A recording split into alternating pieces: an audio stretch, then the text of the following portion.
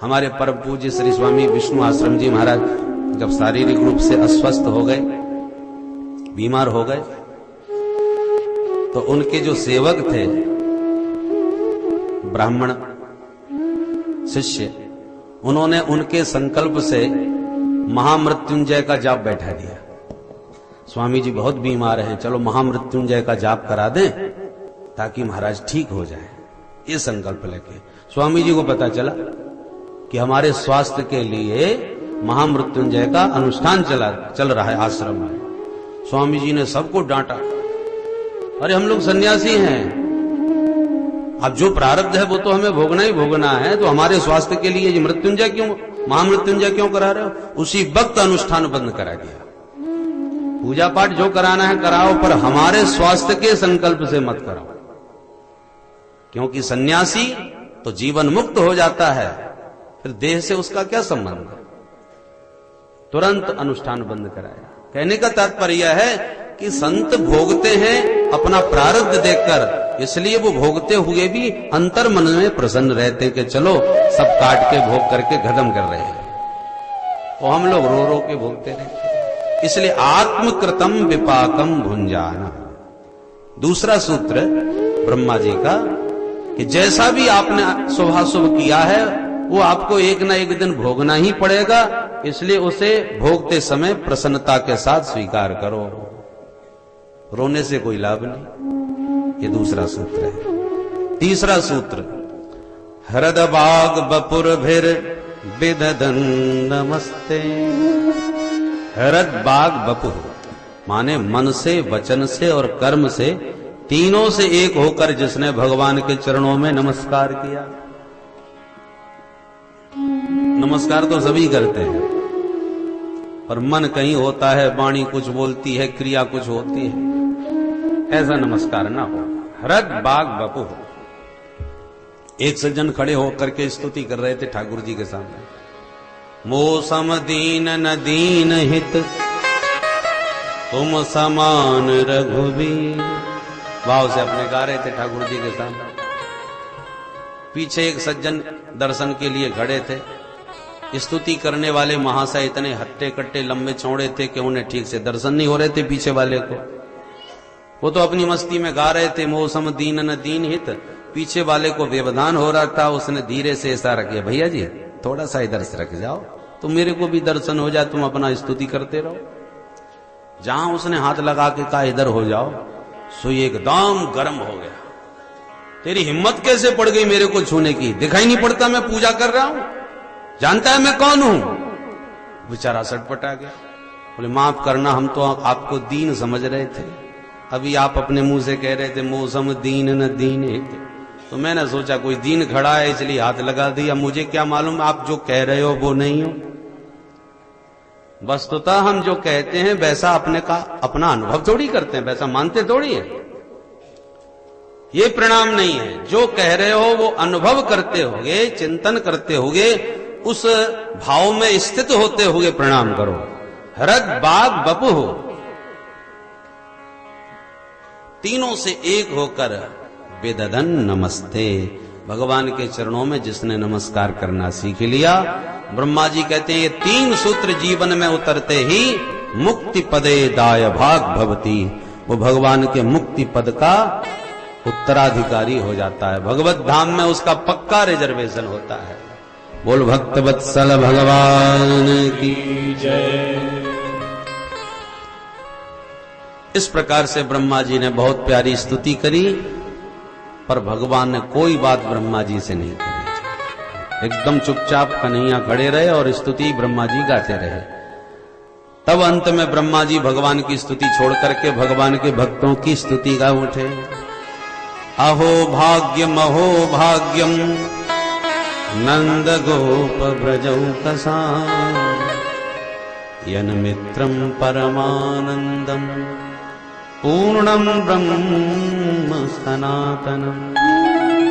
हे प्रभु, मैं तो इन ब्रजवासियों के भाग्य की कहां तक सराहना करूं। अहो भाग्यम बार बार चारों मुखों से कह रहे हैं।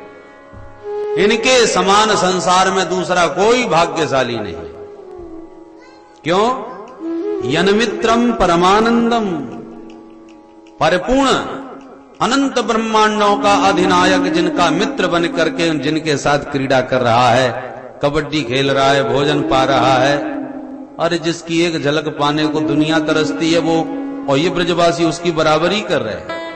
खेलते खेलते कन्हैया हार गए तो कान पकड़ के कहते हैं चल कन्हैया घोड़ा बन, जबरदस्ती उसके ऊपर घोड़ा बना करके सवार हो जाते हैं। यनमित्रम परमानंदम, परमात्मा के जो मित्र बन के क्रीड़ा करें उनके समान भाग्यशाली संसार में कौन हो सकता है। मैं तो कहता हूं प्रभु, ये ब्रह्मा की कुर्सी चाहे जिसको दे दो, और इस ब्रह्मा की पदवी के बदले में मुझे भी ये ग्वाला बना के अपनी मंडली में भर्ती कर लो, तो मैं अपने को कृतार्थ अनुभव करूंगा, क्योंकि ब्रह्मा की गद्दी भी मुझे इन ब्रजवासियों के सामने तुच्छ लगती है। मैं ब्रह्मा जरूर हूं, अवश्य विधाता हूं, सारे संसार का अनंत इस ब्रह्मांड का मालिक हूं, पर इन ब्रजवासियों के सामने तो कुछ भी नहीं हूं। कर जोरे ब्रह्मा खड़े, सुनहु नंद के लाल, देहु ब्रह्म पद और तो हमहु करो ब्रज ग्वाल।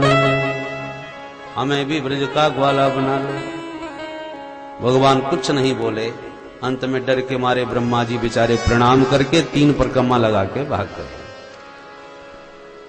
इत्यभिष्टोय भूमानं त्रिः परिक्रम्य पादयो, नत्वाभीष्टं जगद्धाता स्वधामं प्रत्यपद्यत। तो ब्रह्मा जी ने 3 परिक्रमा क्यों लगाई भाई?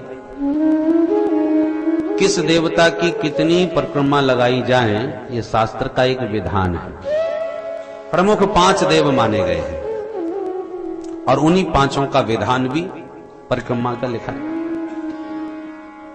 देवी मां का यदि मंदिर हो, दुर्गा मैया, चंडिका मैया आदि, तो 1 परिक्रमा लेनी चाहिए, देवी मां की 1 प्रदक्षिणा। और सूर्य भगवान का मंदिर हो तो 7 परिक्रमा देनी चाहिए। गणेश जी का मंदिर हो तो 3 परिक्रमा करनी चाहिए। लक्ष्मी नारायण का मंदिर हो, नारायण श्री हरि का, राम श्याम का, तो 4 परिक्रमा देनी चाहिए।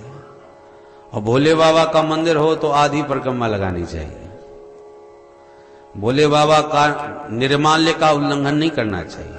जो जल चढ़ाया जाता है वो पानी जहां से भी बहता है, जो प्राय शिव जी के शिवालय में एक नाली बनी रहती है पानी निकलने की, उसको लांघने से पुण्य नष्ट हो जाते हैं, इसलिए उसका उल्लंघन नहीं करना चाहिए। अतः शिव जी की आधी परिक्रमा का ही विधान है। तो अनजाने में कोई कितनी भी दे, पर जान करके तो गलती नहीं करना चाहिए। तो ब्रह्मा जी तो बड़े जानकार हैं, वेद शास्त्रों के ज्ञाता हैं, तो नारायण की 4 परिक्रमा का जब शास्त्रों में विधान है, तो ब्रह्मा जी 3 परिक्रमा क्यों लगाती है? एका चंड्या रवौ सप्त तिस्रः कार्या विनायके, हरेश चतस्त्र कर्तव्या शिवस्यार्धम प्रदक्षिणा। ये प्रदक्षिणा का सिद्धांत है, नियम है। तो हमारे ब्रजवासी लोग तो कहते हैं, बोले भाई बड़ा अधिकारी ज्यादा नाराज हो जाए तो कर्मचारी को जल्दी से उसके सामने से भग जाना चाहिए। तो ब्रह्मा जी ने देखा इतनी लंबी चौड़ी स्तुति गाए फिर भी भगवान बात नहीं कर रहे, इसलिए खिसक लो।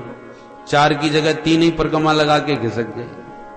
और हमारे परम पूज्य श्री स्वामी जी महाराज इसका अर्थ करते हैं, बोले इसका अन्वय दूसरा करना पड़ता है। अन्वय इस ढंग से किया जाए, त्रिहि नत्वा परिक्रम्य च, 3 बार नमस्कार किया ब्रह्मा जी ने भगवान के चरणों में, फिर विधिवत परिक्रमा लगा करके अपने धाम को प्रस्थान किया। बोल भक्त वत्सल भगवान की जय। लौट करके आज असली ब्रजवासी 1 साल के बाद आए हैं ब्रह्मलोक से।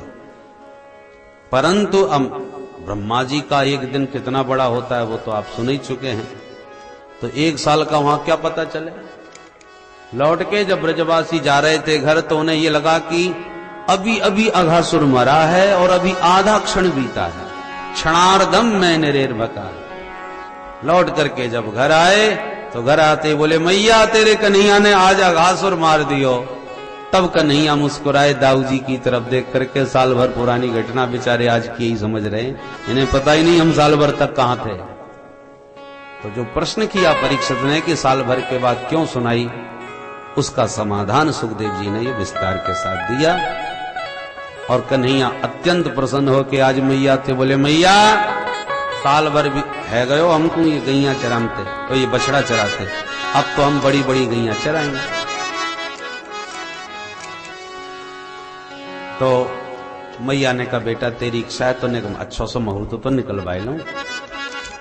मैया ने बढ़िया मुहूर्त निकलवाया। पंडित जी ने मुहूर्त निकाल के दिया कार्तिक शुक्ल अष्टमी बुधवार, जिसको हम लोग गोपाष्टमी कहते हैं, दिवाली बाद। गोपाष्टमी का मुहूर्त पंडित जी ने निकाला। कन्हैया बड़े प्रसन्न। जो गोपाष्टमी आई खुशी के मारे भगवान को रात में नींद नहीं आई। प्रातः काल ब्रह्म मुहूर्त में सारे ब्रजवासी बुला के इकट्ठे कर लिए। पंडित जी बुला करके गैया मैया की पूजा करवाई और धूमधाम से कन्हैया अपनी मैया से अनुमति लेकर के समस्त ग्वालों के साथ गायों को चराना प्रारंभ कर दिए। बोल गोपाल भगवान की जय। दूर दूर तक देखो, बछड़ा चराने की एक सीमा रेखा है, इतने से ज्यादा दूर नहीं जा सकते। पर गायों को चराने के लिए कितने ही दूर जाओ, दूर दूर तक भगवान गौचारण करने के लिए जाने लगे। एक दिन घूमते घूमते भगवान ताल वन में घुस गए। कई वन है वृंदावन में, तो ब्रज में तालवन में जब प्रविष्ट भय तो वहां एक धेनुकासुर नाम का राक्षस रहता था। गधा बना घूमता था, गधे के वेश में। उस ताल वन में वृक्षों के बीच इतने फल लदे पड़े थे, पर धेनुकासुर के डर के मारे कोई खावे की हिम्मत ना करे। वो पके फल जब ब्रजवासियों ने देखे तो सबके मुंह में पानी आ गया। अरे कन्हैया देख तो भैया कितने पके पके फल लटक रहे। दूसरों ग्वाला बोलो भूल गयो का बड़ो भारी राक्षस घूमे या वन में, धोखे से घुस मत जाइयो, नहीं तूने फल खायो और धेनुकासुर तो को खा जाएगा। तब तो सबरे ग्वाला दाऊ जी से बोले दाऊ जी आपकी भुजाएं तो बड़ी लंबी हैं, लंबी आजान बाहु, परंतु इन बाहु को बल कभू ना दिखायो आपने। कन्हैया के चमत्कार तो बहुतेरे देखे, पर दाऊ जी आपने अपने बाहु को बल कभू ना दिखायो। राम राम महाबाहु कृष्ण दुष्ट निवर्हण। कन्हैया तो दुष्टों का दमन करने वाले हैं, पर आप महाबाहु बने वैसे घूमो, चमत्कार कभू ना दिखायो। दाऊ जी बोले तो देखो आज मेरो चमत्कार। बोलो का देखो चाहो। ब्रजवासी बोले हमें और कोई चमत्कार ना देखो, बस तुम तो चकाचक ये फल खवाए दो जो पके पके लटक रहे हैं। दाऊ जी बोले अभी देखो, मैं आवाज लगाऊं सो आ जाइयो। अकेले दाऊ जी वह तालवन में घुस गए। फलों से लदे वृक्ष को दोनों भुजाओं से पकड़ के हिला डाला। हजारों फल टपाटप टपक गए। फलानाम पतताम शब्दम निशम्यासुररा सबह। फलों के गिरने का जो शब्द हुआ तुरंत धेनुकासुर गधा बना दौड़ा आया। दाऊ जी को देखते ही क्रोध में भर के पिछले दोनों पैरों की घुमा करके दुलत्ती जमाई। पिछले पैरों से प्रहार किया तो दाऊ जी ने लपक करके वाके पिछले दोनों पैर पकड़ लिए। सतन ग्रहीत्वा प्रपदोर भ्रामित त्वयि कपाणिना। पिछले दोनों पैर पकड़ के दाऊ जी ने अंत पर उठा लिया और घुमाना चालू कर दिया। चक्रघन्नी की तरह घुमा घुमा करके जो मारा फेंक करके वृक्ष में, सो वृक्ष भी टूट गया और धेनुकासुर भी गोविंदाय नमो नमः। बोल कृष्ण बलदेव की जय। सारे ब्रजवासियों ने जय जयकार दाऊ जी महाराज की बोली और खूब चकाचक निर्द्वंद होकर के फल खाए और पोटली बांध बांध के घर भी ले आए। कन्हैया ने मन में सोचा कि ब्रज के फलों की मुक्ति तो दाऊ जी ने धेनुकासुर को मार के कर दी, अब जल की शुद्धि हम करेंगे जो काली नांग प्रदूषित कर रहा है। और ये काम हम तब करें जब दाऊ जी हमारे संग न रहे, क्योंकि मैं मारूंगा काली नांग और दाऊ भैया मेरे शेष नांग, तो हैं तो एक ही बिरादरी के। इनको अवश्य बुरा लगेगा, इसलिए ये काम इनके बिना ही किया जाएगा। और ये तो हमारो एक क्षण को भी संग ना छोड़ें, तो ये छोड़ेंगे ना तो हम ये तो काली नांग मारेंगे कैसे। इसलिए शाम को जब घर आए तो घर आकर मैया ने सबन को बैठाकर बड़े प्यार से आज भोजन पवाया। और लाला गौचारण करवे ज्यादा दूर तो ना गए, आनंद आयो कि ना है, कष्ट तो ना भयो, पूछवे लगी मैया। कन्हैया बोले मैया आज तो गजब कर दियो मेरे भैया ने। अच्छो का कर दियो? अरे मैया वस्तु पूछे ही मत। दाऊ जी मन में बड़े प्रसन्न हो रहे हैं, आज मेरी चारों तरफ बड़ी जय जयकार बड़ी प्रशंसा है रे, मन ही मन प्रसन्न हो रहे हैं। मैया बार बार पूछे अरे कन्हैया बेटा तू बता तो सही तेरे भैया ने कहा कियो। कन्हैया बोले तो सुन ले मैया, आज मेरे दाऊ भैया ने एक गधा मार दियो। मैया हंस पड़ी, ग्वाला भी खिलखिलाए गए, और दाऊ जी की शकल पे 12 बज गए, बिगड़ गए। हे कन्हैया देख मैया तू समझा ले याको, मैं याको बड़ो भैया हूं पर ये मेरी बिल्कुल इज्जत ना करे। मैंने कितनो बड़ो राक्षस मारो, कितने बढ़िया बढ़िया मीठे मीठे फल खवाए, और ये मेरा उपहास करे, मजाक उड़ावे।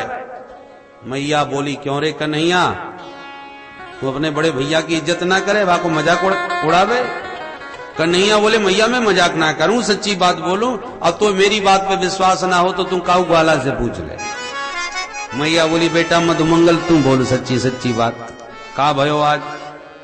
मधुमंगल बोलो मैया पंडित को छोरा हूं, ब्राह्मण को छोरा, भोजन के थाली के सामने झूठ कबू ना बोले, अन्न देवता सामने सच्ची बात बोलूं मैया, दाऊ दादा ने आज सचमुच बहुत बड़ो गधा मारे। फिर सब खिलखिला पड़े। दाऊ जी बोले कन्हैया सब तेरी करामात है, तू ऐसी मेरो मजाक उड़ा तो डोले। मैया आज के बाद या के संग कबू ना जाऊंगो, या की पार्टी अलग मेरी पार्टी अलग। बिगड़ गए। भगवान तो यही चाहते थे, सो हो गई मन की। मैया हंस के बोली अरे बेटा बलराम काय को तू इतना लाल पीलो होवे, ये तेरो छोटो भैया बड़ो नटखट है, तू ज्यादा या की बात को बोरो मत मानो कर। और तो मालूम ना है कल तेरो जन्मदिन है, तू काऊ के संग मत जाइयो बेटा। मैंने आज से ही नाई को भेज करके बुलावो दे राखो है, कल सब गोपियां आएंगी, तेरो तिलक करेंगी, तेरी आरती करेंगी, तो को आशीर्वाद देंगी, तेरी बलैया लेंगी, धूमधाम से हम सब गोपी ग्वाला तेरो जन्मदिन मनाएंगे। मैया तो या विधि से ही जन्मदिन मनावे, ऐसे थोड़ी कि मोमबत्ती जलाई और फूंक मार के बुझाई है कि हैप्पी बर्थडे बोलो राधे राधे। आपने विचार किया होगा, देखा होगा, वयोवृद्ध जो बुजुर्ग लोग होते ना, कभी भी चाहे दीपक जल रहा हो, चाहे मोमबत्ती जल रही हो, चाहे लाइनटेन, फूंक मार के कभी नहीं बुझाते, क्योंकि फूंक मार के बुझाना अनिष्टकारी अमंगलकारी माना जाता है हमारे धर्म में। ये विधर्म की परंपरा है, हमारे धर्म की नहीं है कि हम फूंक मार के बुझाएं।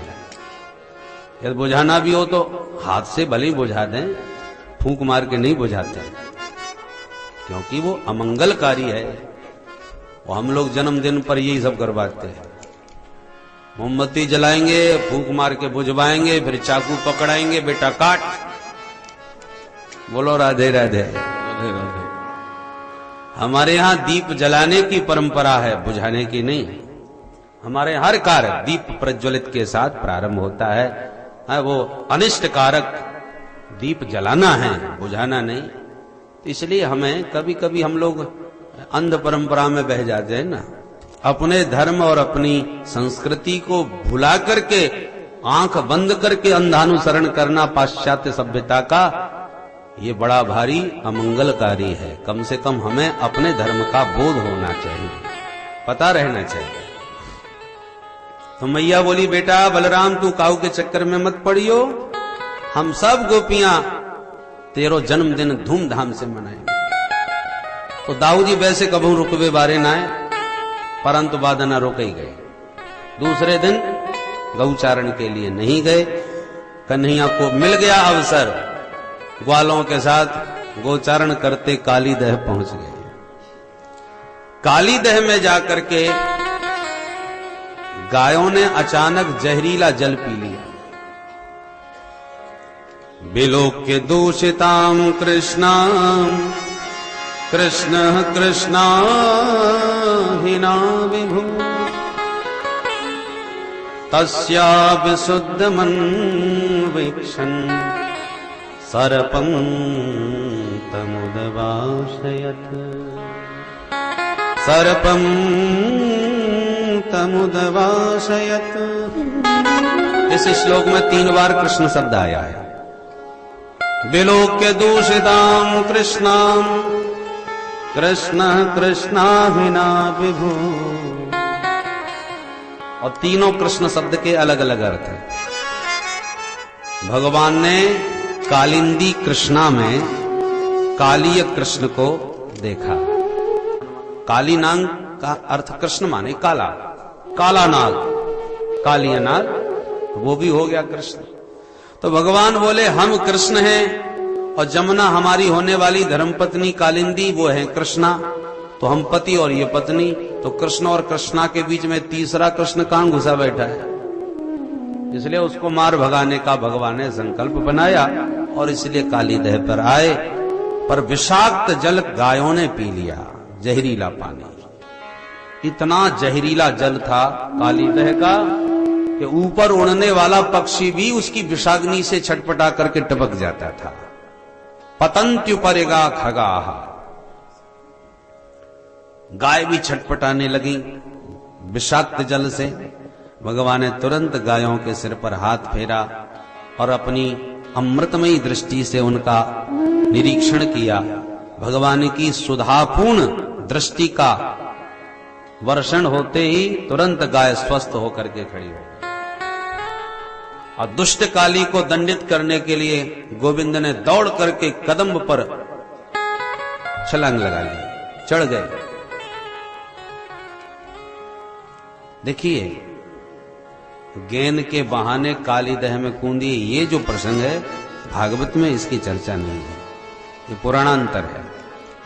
भागवत के अनुसार भगवान जानबूझ के गए ही इसी उद्देश्य से थे। बिना रामेण गा कृष्णम ज्ञात्वा चारयतुम गतुम। कदम्ब के वृक्ष पर कन्हैया चढ़ गए, ब्रजवासी घबरा गए। लाला तू कहां चढ़ गए हो, जल्दी नीचे उतर, कहीं पैर फिसक गए हो, काली देह में गिर गए हो तो तुम्हें पतो ना है 101 भन वालो नाग घूमे या में। आज तक जो गिरो जीवित कबहू ना है बच्चो, तू जल्दी नीचे उतर। कन्हैया बोले तुम मुझे नाग से डर पाओ, अरे ये काली नाग मेरो कहा बिगाड़ लेगो, पूरे ब्रज पर मेरो राज्य है। ब्रजवासी बोले वो सब ठीक है, तू नीचे उतर आ न, तेरी देवी मैया हमारी खबर ले लेगी। कन्हैया बोले अब तुमने डराया कैसे, मैं वह काली नाग से मिलके ही आऊंगा। जिद पकड़ गए ब्रजवासी, घबरा गए, खूब मनावे समझावे। कन्हैया बोले तुम चिंता मत करियो, मैं ये गया और वो आयो, और यों कह के धम्म से छलांग मार दी। सचमुच किसी ब्रजवासी को ये आशा नहीं थी कि सचमुच ये कूद ही जाएंगे, और जहां कन्हैया कूदे ब्रजवासियों में खलबली मच गई, हाहाकार मच गया। सारे ब्रजवासी भयाक्रांत एकदम मूर्छित होकर गिर पड़े। उधर कन्हैया कूदे और मैया के हृदय में एकदम धक्का सा लगा और मैया को अनेक प्रकार के अपशकुन होने लगे, अनिष्ट की आशंकाएं होने लगी। अब जसोदा मैया चिंतित हो गई, अरे बेटा बलराम तू अकेलो घर में बैठो है, कन्हैया अकेलो न जाने कहां घूम रहे। तू जब बाके संग में रहे तो मैं बड़ी निश्चिंत रहूं, आज मुझको बड़ी चिंता है रही है। मैया जब व्याकुलता प्रकट करने लगी तो दाऊजी बोले मैया तू इतनी काहे क्यों घबरावे, अरे आसपास कहीं होएगा, चल तेरी ज्यादा चिंता है तो ढूंढ लावे। और दाऊजी मैया बाबा को साथ में लेके निकल पड़े। भगवान के घर से ही पग चिन्ह देखते देखते दाऊजी अन्वेषण करते काली दह पहुंच गए। जो काली दह में जाकर के देखा कि गायें चारों तरफ से खड़ी खड़ी रहा रही हैं, ब्रजवासी सब मूर्छित पड़े हैं, पानी में खलबली मची है। दाऊजी सारा रहस्य जान गए और मैया अत्यंत अधीर हो गई। ब्रजवासी नंद बाबा सब अत्यंत आतंकित हो गए, चीत्कार सारे ब्रजमंडल में मच गया। दाऊजी समझ गए कन्हैया ने शायद मुझे इसीलिए छेड़ा था। तो मैया बाबा को जिस विविध भांत दाऊ जी संभालने लगे, समझाने लगे। उधर जब दह में कूदे कन्हैया तो नागपत्नियों ने भगवान की सुंदर झांकी का दर्शन किया। आपस में बोली, बहनाओ हमने बहुत देखे पर इतनी सुंदर झांकी आज पहली बार देखी। कितनो सुंदर मनोहर ये छोरा है, यहाँ पे तो बड़ी दया आवे। प्रकट हो गई नागपत्नियां और बोली, भैया तू ऐसे कैसे गिर गयो? तो मालूम ना है कि यहाँ जो गिरे वो बचे ना। अपनो भलो चाहे तो जल्दी भाग, तेरो सौभाग्य है कि अभी हमारे स्वामी जी सो रहे हैं, कहीं जाग गए तो कोई ना बचा सके। तो भगवान बोले, अच्छा तो अपने स्वामी जी से हमें डर पाए रही हो? अरे जगाए दे अपनो स्वामी, हम तो बातें मिलवे ही आए हैं।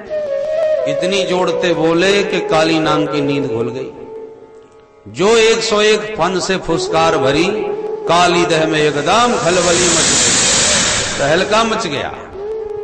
अब ब्रजवासी और ज्यादा घबराए गए, व्याकुल हो गए, हाहाकार मचावे लगे।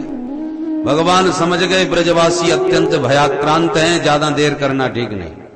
उधर काली नांग ने मार झपट्टा, एक छलांग में भगवान के पूरे शरीर से लिपट गया। सर्प का एक नाम है भोगी, जिसके शरीर से लिपट जाए उसके प्राण लेके छोड़ता है, और भोगी की पकड़ से कोई योगी ही बच सकता है। फिर भगवान तो योगेश्वरेश्वर है।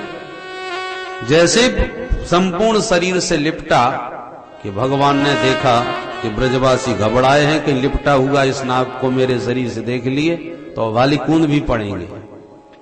सोई भगवान ने अपना शरीर फुलाया, बढ़ाया। जैसे ही भगवान का शरीर बढ़ने लगा तो काली का बंधन ढीला पड़ने लगा। जहां उसके बंधनों में शिथिलता आई, कन्हैया ने एक छलांग लगाई और पट्ट सेवा के फन के ऊपर जाके खड़े हो गए। अब एक फन पर भगवान खड़े हैं तो दूसरे फन से काटने की चेष्टा कर रहा है, फुसकारें भर रहा है। जैसे ही उसने काटने का प्रयास किया तो 101 फन, तो भगवान या फन से वाह फन पे छलांग लगा के चले जाएं और वाह फन से या फन पे आ जाएं। तांडव नृत्य जैसे आपने भगवान शिव का देखा होगा, ऐसी भगवान कृष्ण कन्हैया भी तांडव नृत्य काली की प्रणाली पर करने लगे। देवताओं ने आकाश मंडल से यह दृश्य देखा तो गदगद हो गए, सुमन वृष्टि होने लगी, जय जयकार होने लगी। बोल काली मर्दन भगवान की जय। देवता दुंदुभियां बजाने लगे, गंधर्व गाने लगे, अप्सराएं नाचने लगी। आप उसमें कहते हैं भैया बड़े बड़े हमने कलाबाजी दिखाने वाले नट देखे, रस्सियों पर भी चमत्कार दिखाते हैं नृत्य का, पर फन पर नाचने वाला नटवर पहली बार देखा है। सांप के फन पर, अरे धरती पर नाचने वालों के बैलेंस बिगड़ जाते हैं। वो तो पानी का नाग है, पानी का नाग तो और भी चिकना होता है, कब पैर फिसक जाए पता ना चले। तो 101 फन, और भगवान समस्त फनों पर ताता धैया करके ऐसे थिरक रहे हैं कि समस्त फनों को नाच नाच करके भगवान ने रक्त रंजित कर दिया। और देवताओं के स्वर संगीत के साथ भगवान के चरणारविंद थिरक रहे हैं। ताल नहीं टूट रही, लय नहीं छूट रही, और उसी ताल लय के साथ भगवान नृत्य भी करते जा रहे हैं और काली के फन भी फोड़ते जा रहे हैं। हमारे सूरदास बाबा वर्णन करते हैं, तांडव गति मुंडन पर नाचत गिरधारी, पम पम पम पग पटकत पम पम पम फनन पर, बिम बिम बिम विनती करत नाग बधुहारी। तांडव गति मुंडन पर नाचत गिरधारी, तांडव गति मुंडन पर नाचत गिरधारी। ससिक ससिक सनकादिक नन्नन नारद मुनि, मम मम मम महादेव बम बम बम बलिहारी। तांडव गति मुंडन पर नाचत गिरधारी, तांडव गति मुंडन पर नाचत गिरधारी। विविध विविध विद्याधर दन दन दन देव सकल, गंग गंगम गुनि गंधर्व नाचत दैतारी। तांडव गति मुंडन पर नाचत गिरधारी, तांडव गति मुंडन पर नाचत गिरधारी। सूरदास प्रभु की बानी किं किं तिन्हु न जान, चन चन चन चरण पर निर्भय कियो काली। तांडव गति मुंडन पर नाचत गिरधारी, तांडव गति मुंडन पर नाचत गिरधारी, नाचत गिरधारी, नाचत गिरधारी। बोल काली मर्दन भगवान की जय। यद यद सिरो न नमतिंग सतैक शीष्ण, 101 सिर सारे रक्त रंजित हो गए। काली के मुख से जो निकला रक्त, उसका हृदय हो गया पूर्ण विरक्त।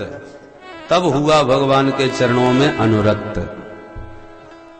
रक्त के रूप में मानो रजोगुण निकल गया, विष के रूप में मानो तमोगुण निकल गया। तो रजोगुण तमोगुण दोनों निकल गया तो बचा क्या? सत्व गुण। सात्विक भाव शेष बचे तो भगवान का मन ही मन स्मरण करने लगा। भगवान की महिमा को जान करके हृदय से हरि को प्रणाम करने लगा। नाग पत्नियों ने जब अपने स्वामी जी की दुर्दशा देखी तो बेचारी द्रवित होकर के भगवान की महिमा को जान करके हाथ जोड़ करके स्तुति गान कर उठी। न्यायो हि दंडः कृत किल विशेषमिन्, तवावतारः खलने ग्रहाय, रिपुसुतानामपि तुल्य दृष्टे, दत्सेदमं फलमेवानुशंसन्। हे प्रभु, आपने हमारे स्वामी जी को दंड दे करके बहुत ही उचित किया है, बड़ा ही न्याय किया है, बहुत बड़ी कृपा की है। भगवान बोले तुम्हें कृपा दिख रही है?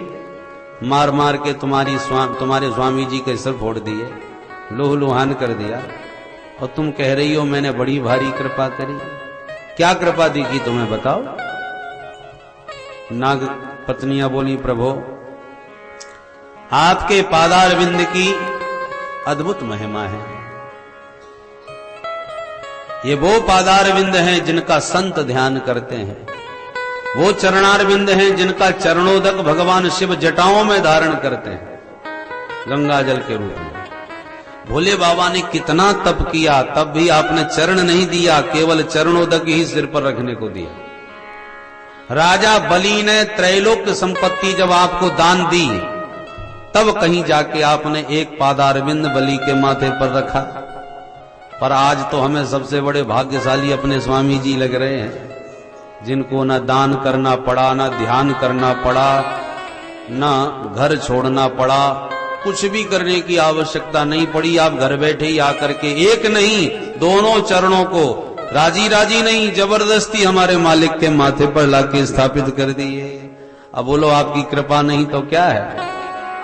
आपके कोप में भी बहुत बड़ी कृपा हमें दिख रही है, ऐसा हमारा दृढ़ विश्वास है। इसलिए अब हमें कुछ नहीं चाहिए। न नाक प्रश्नम न च सार्वभौमम, न पारमेष्ट्यम न रसाधिपत्यम, न योग सिद्धिर पुनर्भवम वा, वांछन्ति यत पादरजः प्रपन्ना। शरणागत जो हैं उनको तो चरण रज की ही अभिलाषा होती है, और वो चरण रज तो क्या, आपने तो चरण ही हमको दे दिए, इसलिए अब हमको कुछ नहीं चाहिए। बस इतनी प्रार्थना अवश्य है, पते प्राण प्रदीयता। पतिदेव के प्राणों का भी ध्यान रखना महाराज, ऐसी कृपा मत कर देना कि पतिदेव ही पधार जाए हाथ से। भगवान प्रसन्न हो गए, नाग पत्नियों के भावों से प्रभु प्रसन्न हुए और बोले देवियों तुम्हारी भावना बड़ी पावन है, हम प्रसन्न हैं और इस तुम्हारे काली नाग को भी क्षमा किए देते हैं। यों कह के भगवान जैसे ही फन से नीचे उतरने को हुए, काली नाग एकदम फुसकार भर के तन गया। भगवान भी सावधान हो गए। नाग पत्नियों से बोले देवियों तुम गिड़गिड़ा रही हो, या बढ़ता ही जा रहा है, पहले इसको समझाओ, इसकी अकल अभी भी ठीक नहीं है। नाग पत्नियों ने काली नाग को बार बार इशारा किया, झुको जल्दी, सिर झुकाओ। जैसे तैसे तो राजीनामा हुआ है, ज्यादा अकड़ दिखाओगे तो अभी ठुमका मारना फिर चालू कर देंगे, सारी अकल ठिकाने लग जाएगी। काली नाग एकदम बोला, ये बताइए मेरी गलती क्या है जो आपसे मैं क्षमा मांगूं और आपके सामने सिर झुकाऊं। भगवान बोले क्यों रे, विष वमन करके पूरा यमुना हृद मेरा जहरीला कर दिया तूने, और हमसे पूछ रहा है मेरी गलती क्या है? काली नाग बोला तो क्या मेरा विष वमन करना ही आप अपराध मानते हैं? भगवान बोले और क्या, तेरा अपराध नहीं तो किसका है? काली नाग बोला महाराज एक बात मैं भी आपसे पूछना चाहूंगा। अब तर्क करने लगा, भगवान से बहस करने लगा। भगवान से बहस करने वाले 3 भक्त, काली, बाली, बलि। बलि की कथा सुन चुके हो, बाली की कथा रामायण में प्रसिद्ध है, और काली की कथा ध्यान से सुनिए। तीनों ने बहुत बहस करी। हैं तो ये भक्त मन से, हृदय में तो भगवान से प्रेम करते हैं, पर ऊपर से जरा तर्क वितर्क बहुत करते हैं। तर्कीले भी भक्त होते हैं। भगवान को मानते तो हैं, पर तमाम तर्क वितर्क करके। काली नाग बोला ये बताइए संसार को बनाता कौन है? भगवान बोले हम। तो महाराज फिर सर्पों को किसने बनाया? भगवान बोले हमने। तो आपने यदि सर्पों को बनाया तो मुंह में जहर किसने भरा? भगवान बोले हमने। यदि आपने हमको जहरीला बनाया तो हमारे भीतर तामसी क्रोधी स्वभाव किसने दिया? भगवान बोले वो भी हमने।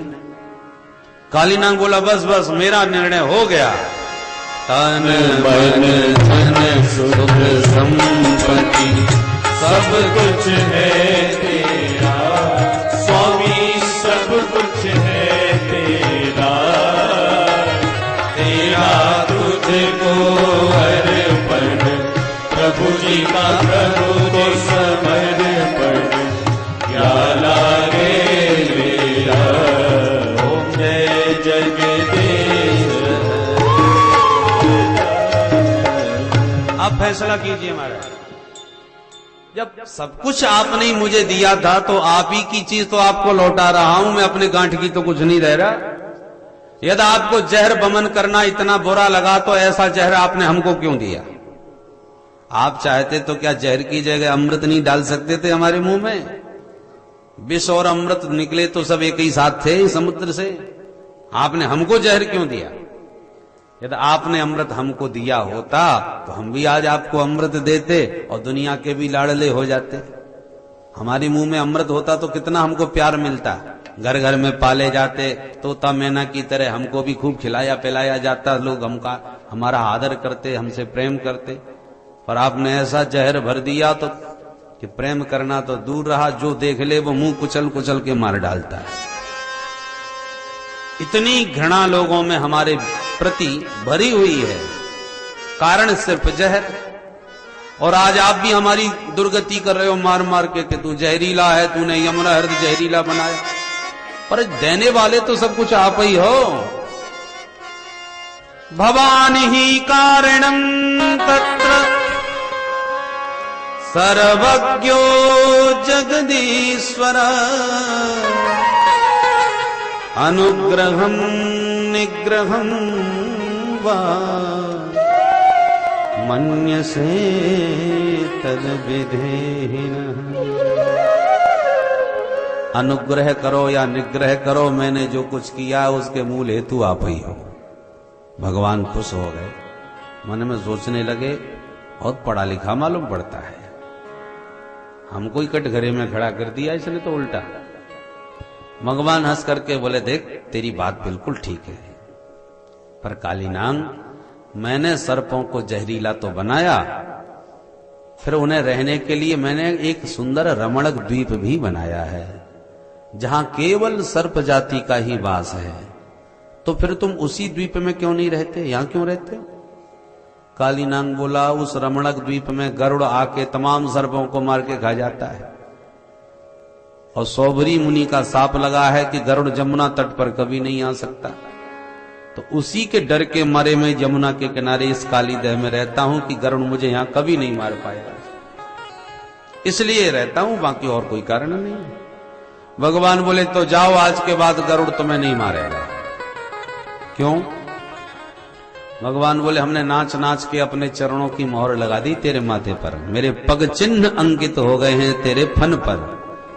अब मेरे पादारविंद की मोहर जिसके माथे पर हो तो किसकी हिम्मत है जो उस पर हाथ उठा जाए? कुत्ते दो प्रकार के होते हैं, पालतू और फालतू। तो फालतू कुत्ते में तो कोई भी डंडा मसक दो, और पालतू कुत्ते में कहीं डंडा मार दिया तो लेने के देने पड़ जाएंगे, मालिक तुरंत लड़ने भिड़ने को आ जाएगा। और फिर बड़े किसी राजा धीराज का हो तब तो फिर और भी आफत आ जाएगी।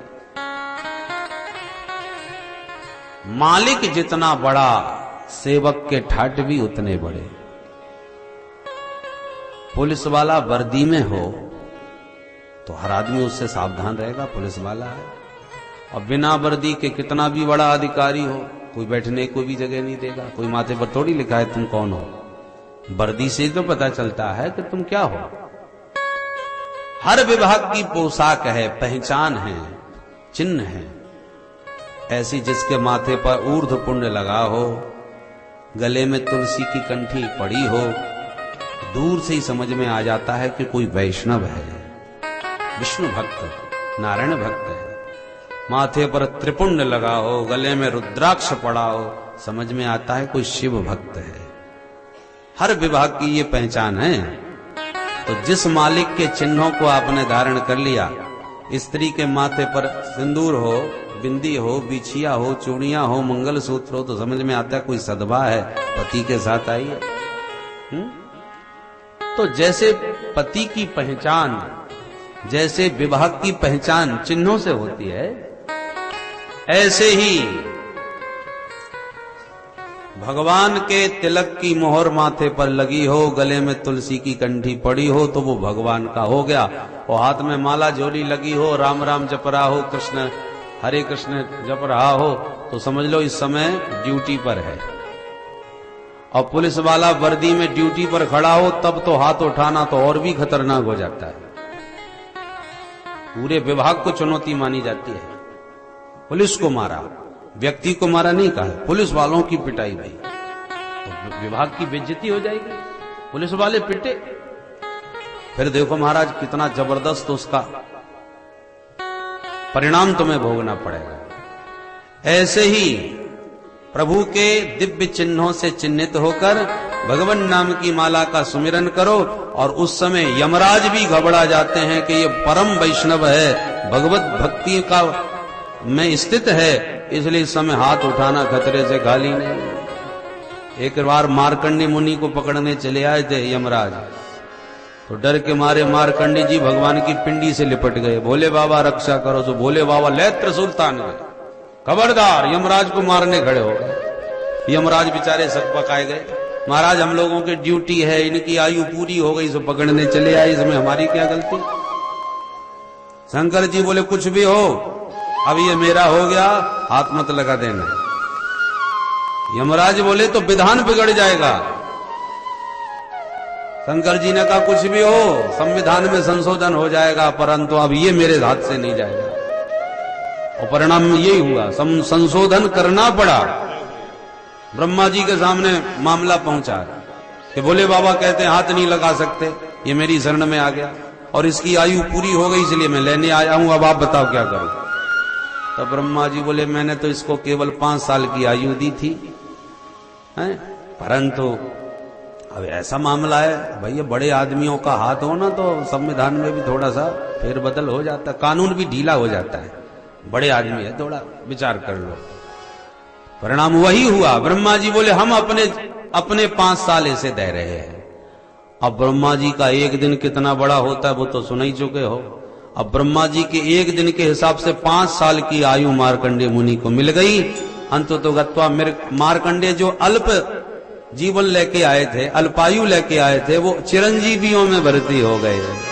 मार्कंडेय मथाष्टमम, 7 चिरंजीवियों के बाद मार्कंडेय जी का 8वां नंबर आ गया, चिरंजीवी हो गए। तो कहां तो अल्पायु थे, कहां चिरंजीवी हो गए। यह है बड़े मालिकों के कृपा के वरद हस्त का चमत्कार। मालिक महान है तो चेले के भी ठाट है।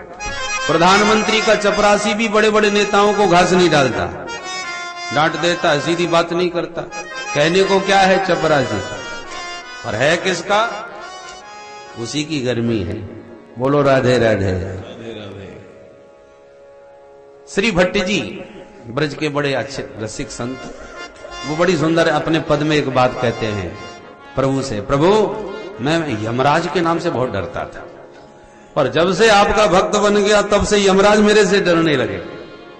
मदन गोपाल शरण तेरी आयो, मदन गोपाल शरण तेरी आयो, मदन गोपाल शरण तेरी आयो, गोपाल शरण तेरी आयो, मदन गोपाल।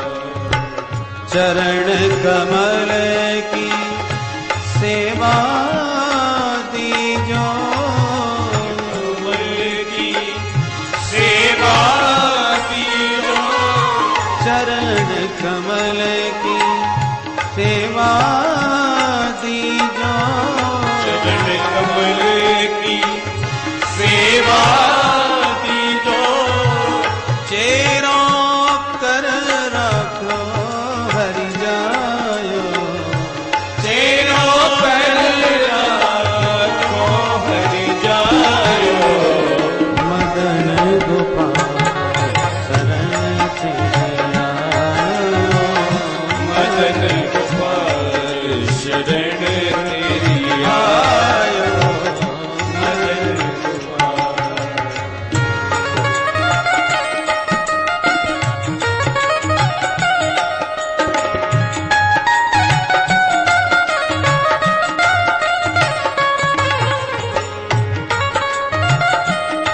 जय हो।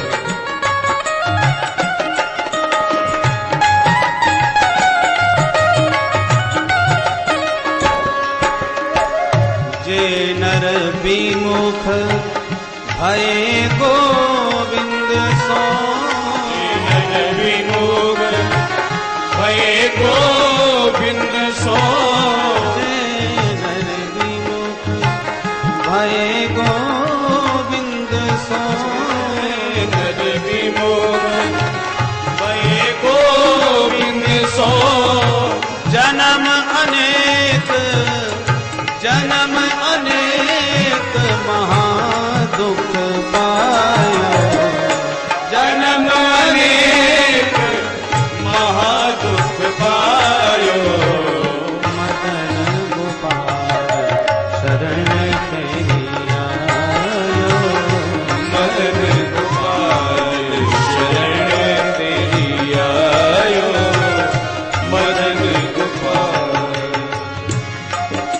जब तक विमुख रहे तब तक भयंकर कष्ट भोगे, भटकते रहे भवाटिबी में, और जब शरण में आ गए श्री भट्ट के प्रभु दियो अभय पद, श्री भट्ट के प्रभु दियो अभय पद, श्री भट्ट के प्रभु दियो अभय पद, श्री भट्ट के प्रभु दियो अभय पद, यम डर प्यो जब, यम डर प्यो जब दास कहायो, यम डर प्यो जब दास कहायो, मदन गोपाल शरण तेरी आयो, मदन गोपाल शरण तेरी आयो, मदन गोपाल शरण तेरी आयो, मदन गोपाल शरण तेरी आयो, मदन गोपाल, हाँ मदन गोपाल, मदन गोपाल।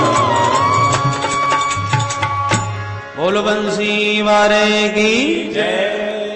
तो श्री भट्ट जी कहते हैं यम डर प्यो जब दास कहायो, मदन गोपाल शरण तेरी आयो। पहले डरता था मैं, परंतु आपका दास बन गया तो यमराज मुझसे डरने लगे। पहले हम पुलिस वालों से बहुत डरते थे, पर जब बड़े बड़े अधिकारियों से, उनके भी मालिकों से मित्रता हो गई, परिचय हो गया, संबंध स्थापित हो गया, तो पुलिस वाले अब हमसे डरने लगे। बोलो राधे राधे। राधे राधे। तो भगवान कहते हैं अब तक तू गरुड़ से डरता था भाई, परंतु अब मेरी मोहर लग गई है, मेरे चरणारविंद अंकित हो गए तेरे माथे पर, तू मेरा हो गया, इसलिए निर्द्वंद होकर के जा, अब डरने की आवश्यकता नहीं। काली नाग प्रसन्न हो गया, सपरिवार भगवान को माथे पर बैठाकर ज्यों ही काली हृदय से बाहर निकला, जसोदा मैया ने देखा कन्हैया नाग के फन पर खड़ो है। मैया के तो होश उड़ गए, डर के मारे चिल्लाई, कन्हैया बेटा जल्दी छलांग लगा के आ जानी, काट ले को नाग। कन्हैया मुस्कुराए, मैया ने को मत घबरा, ये तो मेरो चेला बन गयो। हक्के बक्के सारे ब्रजवासी देखते रह गए। सारे परिवार के साथ काली नाग ने प्रभु को प्रणाम किया और रमणक द्वीप को प्रस्थान किया। बोल काली मर्दन भगवान की।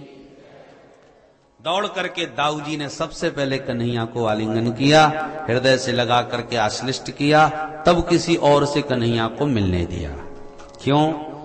सर्प का जहर सर्प ही उतार सकता है, तो 100 फन वाले का जहर 1000 फन वाले दाऊ जी महाराज ने आलिंगन करने के बहाने से खींच लिया, तब किसी और से कन्हैया को मिलने दिया। ऐसे भगवान ने काली नाग का निग्रह किया। कन्हैया से मिलने जुलने में गोपी ग्वाला इतने तन्मय हो गए हैं, सबको ऐसा लग रहा है जैसे मृत देह में पुनः प्राण का संचार हो गया। बड़े प्यार से मिल रहे हैं और परिणाम ये हुआ कि अंधेरा हो गया। तो सारे ब्रजवासी फिर रात्रि में वहीं विश्राम किए, काली दह में ही आराम किया। अचानक अर्धरात्रि पर आग लग गई। दावाग्नि ने सारे वन को चारों ओर से घेर लिया। धधकती हुई अग्नि की, दावाग्नि की ज्वालाओं को जब देखा तो ब्रजवासी घबराए गए। कन्हैया गजब है गयो, आग लग गई, अब कहां भागे? कन्हैया बोले मत घबराओ, सब आंख बंद करो। जो ही सबने नेत्र बंद किए, भगवान क्षण भर में संपूर्ण दावाग्नि को पी गए, अग्नि पान कर गए, पानी की तरह पी गए। आगू को कैसे पी गए महाराज? सुखदेव जी कहते परीक्षित इसमें कोई आश्चर्य की बात नहीं, क्योंकि भगवान के मुख से ही अग्नि का जन्म होता है। श्रुति भगवती कहती है मुखाद अग्नि रजायत। अच्छा, भगवान के मुखारविंद से 2 पैदा भय है, एक तो ब्राह्मण देवता और एक अग्नि देवता। इसलिए ये दोनों ही भगवान के प्रत्यक्ष मुख हैं, और इसीलिए हम लोग इन दोनों मुखों से भगवान को भोजन पवाते हैं। 2 ही मुखों से भगवान को पवाया जाता है, या तो अग्नि में स्वाहा, या ब्राह्मणों के मुखों में आहा। ब्राह्मण जब रसगुल्ला मालपुआ पाए के डकार लेके आहा आनंद आ गया, तो भगवान मस्त हो जाते हैं, तृप्त हो जाते हैं। तो अग्नि की ज्वाला से और भगवान ब्राह्मणों के मुखारविंद से ही पाते हैं। बोलो जय श्री कृष्ण। जय श्री कृष्ण। सुखदेव जी कहते हैं राजन, अब ग्रीष्म ऋतु आई। गोचारण करते गोपाल के सिर पर मेघमंडल छाया करते हुए जाया करते हैं। बरसात ऋतु आई। वृंदावन की तो विशेषता है सर्वकाल सुखावहम। वृंदावन हर ऋतु में, हर मौसम में परम सुखदायी है। 12 मास कभी भी वृंदावन में चले जाओ, शायद ही कोई दिन हो जिस दिन कोई पर्व न हो, उत्सव न हो। 12 मास उत्सव चलते हैं। जग होरी ब्रज होरा, जबरदस्त। तो अब जब बरसात के बाद शरद ऋतु आई। शरद का सौंदर्य बड़ा ही अद्भुत होता है। वर्षा विगत शरद ऋतु आई। बरसात के बाद शरद आती है। तो बरसात में तो पानी गंदा हो जाता है, पर शरद के आते ही एकदम स्वच्छ निर्मल। सरोवर के कमल विकसित होने लगते हैं, खिलने लगते हैं। इत्थं सरत् स्वच्छ जलम पद्माकर सुगंधिना न्यवसद वायुना वातम सगो गोपालकोच्युतः। स्वच्छ जलम, जलाशय स्वच्छ हो गए, कमल खिल गए, हरी भरी हरियाली सारे ब्रजमंडल में छा गई और हरे भरे उस दिव्य वातावरण को देखकर माधव का मन इतना मुग्ध हुआ कि ऐसी प्यारी मुरली पर तान छेड़ी कि त्रैलोक्य उस तान से मोहित हो गया।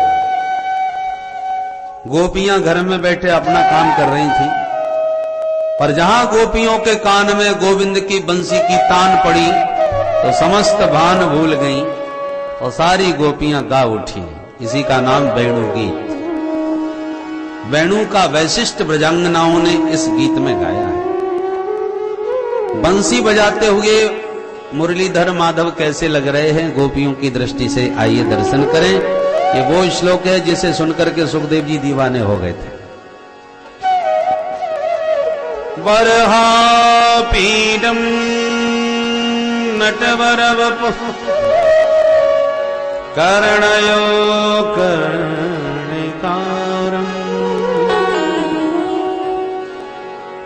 बिभ्रदवासः कनककपिशम् वैजयन्ती च माला रन्ध्राण वेणोरधर सुधया पूरयन् गोपवृन्दै वृन्दारण्यं स्वपदरमणम्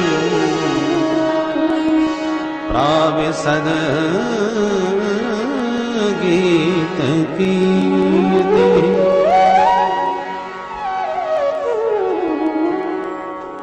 बंसी बज रही है वन में, गोपियां सुन रही हैं घर में, परंतु बंसी के स्वरों में इतना तादात्म्य हो जाता है माधव के प्रति कि बंसी वाला सामने खड़ा नजर आने लगता है गोपियों को। झांकी खींच दी गोपियों ने उस बंसी वाले की। वरहापीडम नटवरवपुः, वरह माने मयूर, मोर के पंख का मुकुट जिनके माथे पर अति मधुर है। क्यों जी, और कोई मुकुट नहीं मिला जो मोर का पंख मुकुट बना लिया?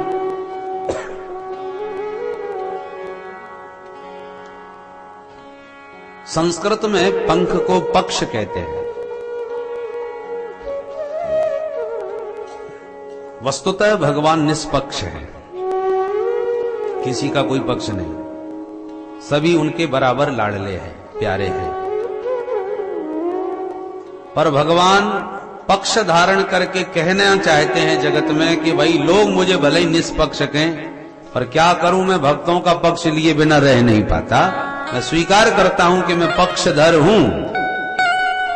तो पक्ष को धारण करके मानो भगवान अपनी पक्षधरता स्वीकार कर रहे हैं। बोलो राधे राधे।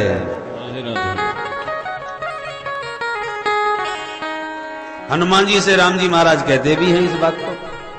समदर्शी मोहे कहे सबको, समदर्शी मोहे कहे सबको, समदर्शी मोहे कहे सबको, समदर्शी मोहे कहे सबको। सेवक प्रिय अनन्य गति सो, सेवक प्रिय अनन्य गति सोई, सेवक प्रिय अनन्य गति सो, सेवक प्रिय अनन्य गति सोई। समदर्शी मोहे सबको, समदर्शी मोहे कहे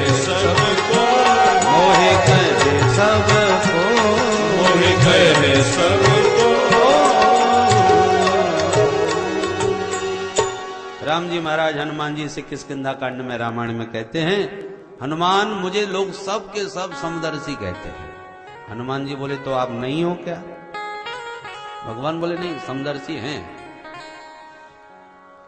परंतु क्या करूं, जब मुझे अपने शरणापन्न भक्त दिखाई पड़ते हैं तो मैं उनका पक्ष लिए बिना रह नहीं पाता। सेवक प्रिय, सेवक बहुत प्यारा है, और सेवकों में भी कौन सा? अनन्य गति, मेरे अतिरिक्त जिसकी दूसरी कोई गति नहीं, मुझे ही अपना सब कुछ मान बैठा है, आत्मसमर्पण मुझ पर किए बैठा है, उसका पक्ष लिए बिना मैं रह नहीं पाता।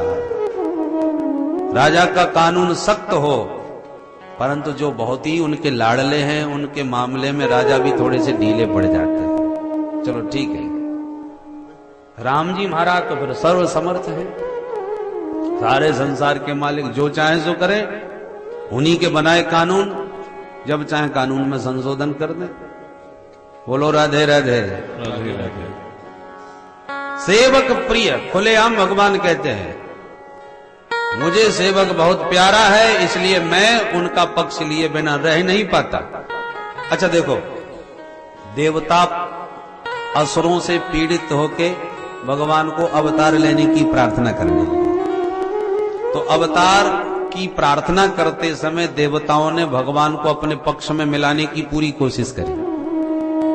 जय जय सुरनायक जन सुखदायक प्रणत पाल भगवंता, जय जय सुरनायक। भगवान कौन है? ब्रह्मांड नायक। पर देवता ब्रह्मांड नायक नहीं कह रहे, क्यों? बोले ब्रह्मांड नायक कहेंगे तो असुरों के भी नायक बन बैठेंगे। ब्रह्मांड में तो सब आ गए, सुर असुर सब, और सभी के मालिक बन गए, तो फिर तो समदर्शी होकर के फिर हमारा पक्ष क्यों लेंगे? इसलिए महाराज ब्रह्मांड नायक नहीं, जय जय सुर नायक, आप हम देवताओं के अधिनायक बनो और इन असुरों को मार डालो। भगवान प्राणी मात्र को परम सुख प्रदान करने वाले हैं, पर देवता कहते हैं जन सुखदायक। जो आपके जन हैं, प्रणत जन हैं, भक्त जन हैं, बस उन्हीं को सुखी बनाओ, दुष्टों को मार डालो। भगवान सारे विश्व के विश्वंभर हैं, सबका लालन पालन करने वाले हैं, पर देवता क्या कहते हैं? प्रणत पाल, सबको मत पालिए, जो प्रणत है उन्हीं को पालिए, जो आपकी शरण में है उन्हीं की रक्षा कीजिए। आप षडेश्वर संपन्न भगवान हैं, इसलिए हे भगवंता जय जय सुरनायक जन सुखदायक प्रणत पाल। इन शब्दों से लगता है कि देवता भगवान की स्तुति करके अपनी पार्टी में मिला रहे हैं, अपने पक्ष में लेने का प्रयास कर रहे हैं। तो भगवान कहते हैं उन्हीं के लिए आ गया तो उनके पक्ष में मिल गया भाई, उन्होंने अपने पक्ष में मिला लिया हमको। तो पक्ष को धारण करके भगवान पक्ष धरता आज स्वीकार करते हैं, इसलिए पंख धारण किया। अब प्रश्न उठता है, तो पंख तो चाहे चिड़िया का हो, चाहे काग का हो, चाहे मयूर का हो, सभी को पक्ष कहा जाता है, तो भगवान किसी और का पक्ष धारण क्यों नहीं किए? ये मोर का ही पंख धारण क्यों किया? मोर में ऐसी क्या विशेषता है? बोले भाई मयूर परम योगी पक्षी माना गया है, आप जानते हो। अन्य जीव जंतुओं की तरह मोर को कभी विषय भोग करते आपने नहीं देखा होगा। मोर तो प्रेम पुलकित होके थिरकता है, नाचता है पंख फैला करके, और उसी समय मयूरी उसके आगे पीछे घूमती है, और नाचते नाचते जब प्रेम में उन्मत्त हो जाता है तो उसके नयनों से प्रेम के आंसू टपकते हैं, और मयूरी लपक करके उसी अश्रु बिंदु को पान करके गर्भवती हो जाती है। ये मोर की परंपरा है, इसलिए मोर परम योगी पक्षी कहा जाता है। और कन्हैया हमारे योगीराज कृष्ण हैं, योगेश्वरेश्वर कृष्ण हैं, इसलिए भगवान उसी मोर पक्ष को धारण करके बताना चाहते हैं कि मैं भी रास विहार खूब करूंगा, चीर हरण भी करूंगा, गोपियों के बीच रमण भी करूंगा, पर मुझे भोगी न समझना, मैं भी मोर के समान परम योगी हूं। यह संकेत करने के लिए ही भगवान ने मोर पक्ष धारण किया। वरहा पीडम नटवर वपु, भगवान का नटवर वपु है। नटेषु वरह नटवरह, कला में, नृत्य कौशल में नट बड़े निपुण होते हैं। नाचने में कभी देखा होगा आपने बांस गाड़ करके रस्सियों पर कलाबाजी दिखाने वाले नटों को, परंतु ऐसा नट कोई नहीं देखा होगा जो फन पर नाच करके ठुमका मारे। इसलिए भगवान नटवर हैं। नटेषु वरह श्रेष्ठ, नटों में श्रेष्ठ। अथवा नटवर वपु, संसार में दो लोग बहुत सजते हैं, एक तो नट और एक वर। नट जब अपना कौशल दिखाने आता है ना तो बड़ा छेल छबीला जम के सज धज के आता है, और एक वर माने दुल्हा राजा। पुरुषों को जीवन में एक ही दिन मिलता है सजने को, देवियां तो रोज ही सजती समरती हैं, और देवता तो एक ही दिन सजते हैं, पूरी कसर छोड़ते नहीं कोई। तो वर बहुत उसकी सजनी प्रसिद्ध है, पर भगवान का सौंदर्य माधुर्य इन दोनों से ही परम दिव्य मधुर। नट वर वपु, भगवान का वपु परम चिन्मय, नट और वर दोनों में श्रेष्ठ। कर्णयो कर्णकारम, दोनों कानों में कनहर के पुष्प, पीले पीले कर्णिका के पुष्प। बिभ्रदवासः कनक कपिशं वैजयन्ती कमाला। बिभ्रदवासः, भगवान के श्री श्याम वर्ण पर जो पीत परिधान, पीतांबर जो है बिजली के समान दमक रहा है, दामिनी की तरह चमक रहा है। वैजयंती माला कंठ में लहरा रही है, पीतांबर फहरा रहा है, वैजयंती लहरा रही है। वैजयंती माला वन्य पुष्पों से इतनी मोटी माला बनाते हैं और इतनी बड़ी कि गले में पहने तो चरणों तक लहराती है, उसको वैजयंती माला बोलते हैं। ऐसी सुंदर माला ग्वाला सब बना करके कन्हैया को पहना देते हैं बन में। कन्हैया का श्रृंगार ग्वाला लोग करते हैं। अब ग्वाला लोग जब श्रृंगार करेंगे तो हीरा मोती से थोड़ी सजाएंगे, वहां क्या धरे, मोर के पंख का मुकुट बना के पहना दिया और वन्य पुष्पों की मोटी सी माला बना करके गले में डाल दी जो चरणों तक लहरा रही है। रंध्राण वेणु रघर सुधया पूरयन गोप वृंदई। कन्हैया उस सुंदर गोप वेश में बंसी बजाते हुए, गैया चराते हुए, पीतांबर फहराते हुए, वैजयंती लहराते हुए, ग्वालों से घिरे हुए वृंदारण्य में प्रवेश कर रहे हैं।